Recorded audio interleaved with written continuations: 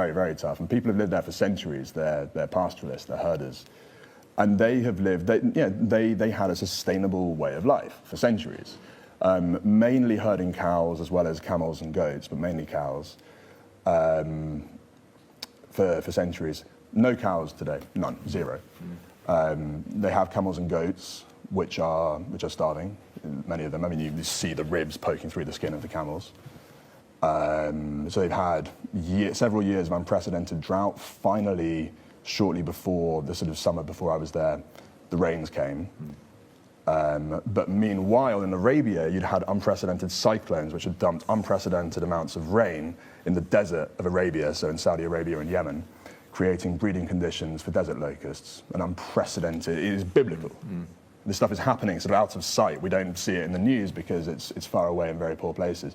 Enormous swarms of locusts then flew across the Bab el-Mandeb Strait that divides Arabia from the Horn of Africa, it's 20 miles, and came to Afar, among other places. And so what vegetation was left after this drought just got eaten up by the locusts in these enormous clouds. So by the time I got there, everyone is just living on bread that they bake with, the government van comes through once a month and gives them grain, and the women use it to make flatbread. And it wasn't always like this for them. They had a rich diet that they use in their animals, but they are in serious trouble. They're hungry, the children are stunted.